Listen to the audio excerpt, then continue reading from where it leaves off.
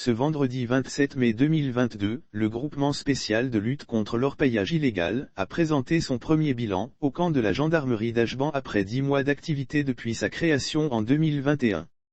Pour la circonstance, c'est le lieutenant-colonel Guy Mouot, commandant du groupement, qui a fait le point presse pour présenter le bilan et les matériels des orpailleurs clandestins saisis. Tout ce que vous voyez ici est le résultat de 10 mois d'activité du groupement. C'est-à-dire du 14 juillet 2021 au 27 mai 2022, a déclaré l'officier supérieur.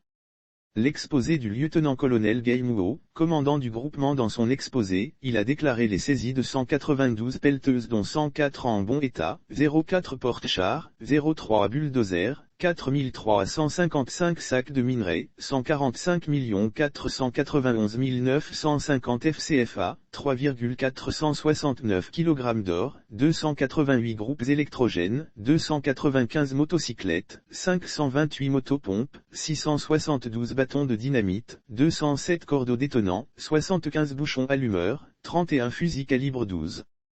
Tout ce que vous voyez ici est le résultat de 10 mois d'activité du groupement. C'est-à-dire du 14 juillet 2021 au 27 mai 2022, pour ce qui concernant le matériel détruit, le lieutenant-colonel a donné des chiffres suivants. Il s'agit bien de plus de 48 000 abris de fortune, 62 tricycles, 77 motos, 116 dragues, 479 broyeuses, 320 motopompes et 395 concasseurs.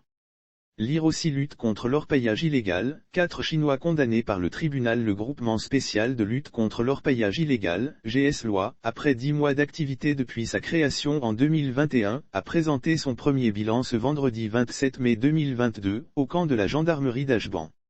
Le bilan des saisies à l'en croire, 31 régions administratives ont été visitées.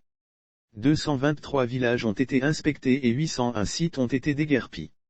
Également, dans le bilan présenté, il ressort l'interpellation de 630 personnes dont 173 Ivoiriens, 325 Burkinabés, 31 Maliens, 27 Chinois, 05 Nigérians, 11 Guinéens, 35 Ghanéens, 04 Libériens, 01 Béninois et 01 Nigériens.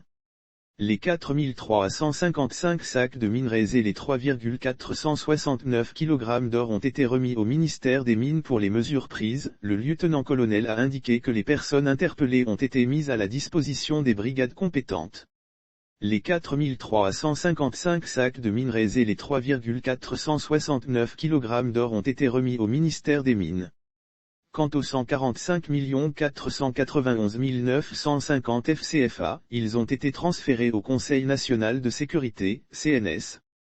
Lire aussi secteur des mines, la lutte contre l'orpaillage illégal porte ses fruits. Plusieurs clandestins arrêtés à Yabayo. Le commandant du groupement a profité de l'occasion pour inviter les populations à s'approprier la lutte contre l'orpaillage illégal, à collaborer avec ces unités sur le terrain de sorte à ce que ce fléau qui met en danger l'économie, la sécurité et l'environnement soit endigué.